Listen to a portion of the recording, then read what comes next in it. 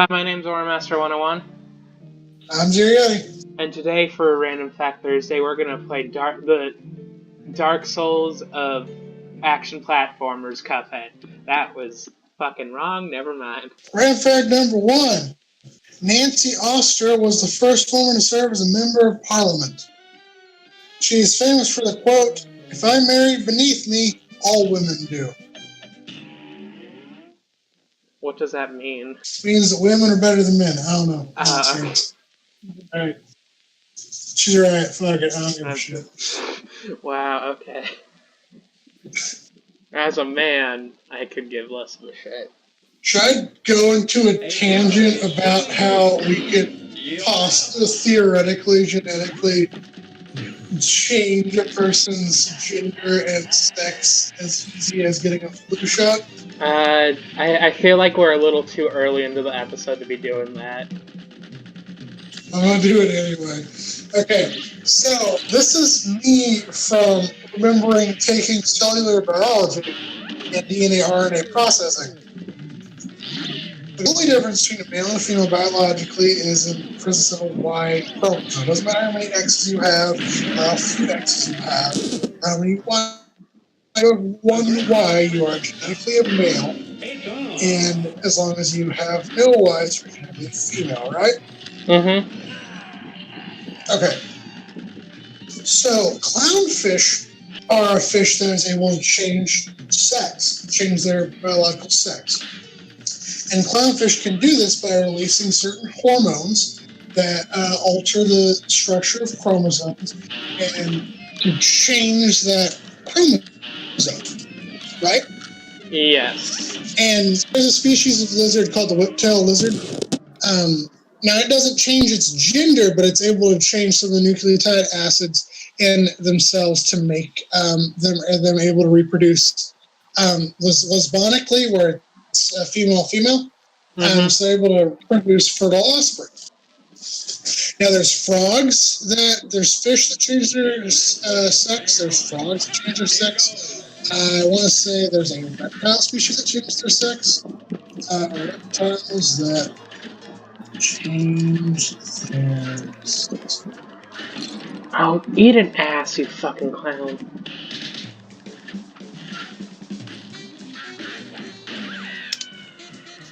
Some insect species can change their sex. The clownfish, wrasses, moray, eels, gobies, some species of frogs, and newts and salamanders can change their biological sex at pretty much will.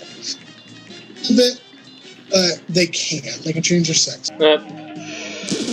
Corals can do it.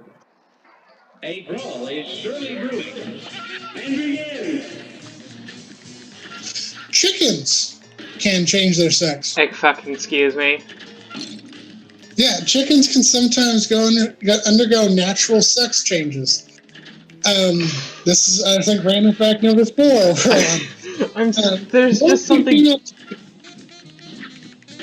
There's just something funny about it. I don't know why. Just have one functional ovary on their left side, although 2 sex organs are present during the endometriotic stage. Chicken's hormones come into effect typically develops only in the left ovary. The right gonad, which is yet to be defined as an ovary, testes, or both, is called an ovotestis. Typically remains dormant. During the medical conditions that cause a chicken's left ovary to regress, in the absence of a functional left ovary, the dominant right sex organ may begin to grow. And if the active is an ovotestis or testis, it will begin secreting androgens. The hen does not completely change into a rooster, however. Transition is limited to making the bird phenotypically male, and it can make in about 10% of the cases of this, it makes a genetically viable male. So it looks fairly like a female, but biologically they become a male and they're able to reproduce with another female. Vice versa is also possible with a rooster. Okay, so that's more evidence. That's even more evidence to my fact. Okay. Anyway, the idea is all in theory, now we don't have the technology right now, and it would require a lot more study. But in theory, This match will get well, in hypothesis, theory is a scientific fact. But in hypothesis, I hypothesize that under the right conditions, with enough technology, one could administer the amino acids into this, not the amino acids, the nucleotide acid chains to turn an X chromosome into a Y or turn a Y chromosome into an X in all the cells of the individual who wishes for this procedure to happen, thus biologically changing their sex from male to female. And in theory, if it was developed, in hypothesis again, if it was developed enough, it could be as simple as getting a flu shot. Okay. So you were talking about sex and stuff, right? Yes. The first film blockbuster was Steven Spielberg's Jaws, 1975, because people lined up around the block to see the film. Jaws is kind of stupid. That has nothing to do with what you're talking about. God damn it. I don't remember what fact we're on. I'm just going to keep saying it. Upon the death of her husband, female printer Anne Green became the publisher of the Maryland Gazette in 1767.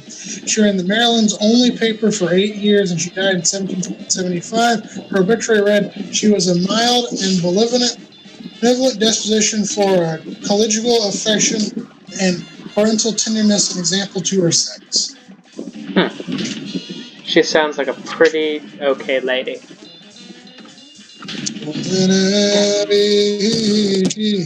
Wasn't it? You know You know, what? Anna's Nana syringe was originally planned to be a suppository. I did not know that. It was not true, Oh. but it's still on totally correct OverwatchFacts.com.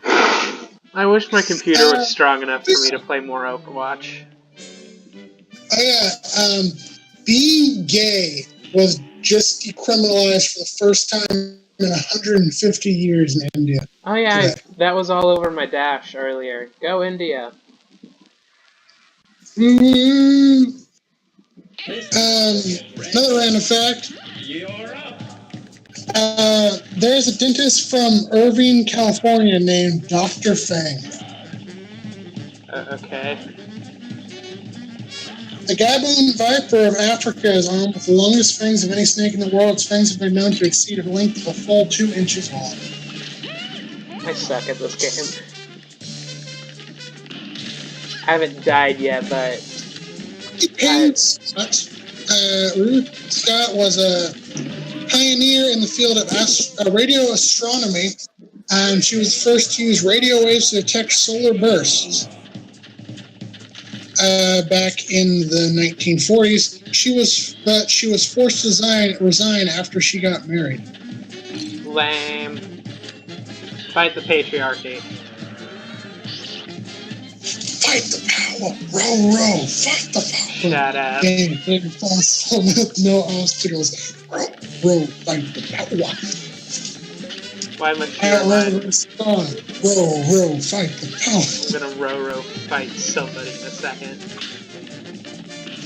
And owl's flight feathers have soft comb-like edges to help muffle the sound. God damn it. I forgot how bad I was at Cuphead. And begin. A solar eclipse can last up to 7 minutes and 31 seconds. And if you look directly into it, you burn your eyes out. Yes, although I have looked directly into an eclipse before. I mean, if you've looked into one, I guess you're okay. Not really. Anyway. A duck's quack doesn't echo is an urban myth. A duck's quack has an acoustic range similar to an echo and is substantially hard to distinguish to the untrained human ear. Oh. So just because a duck's quack sounds like an echo doesn't mean a duck's quack doesn't echo. Well, you know what they say, if it walks like a duck and it sounds like an echo, it's a duck. It's a duck named Echo. We're not miners and astronomers. There are also judges, mediators, and political advisors who played vital roles in the declaration for war or peace. Human birth control also work on gorillas. I mean, I guess that would make sense.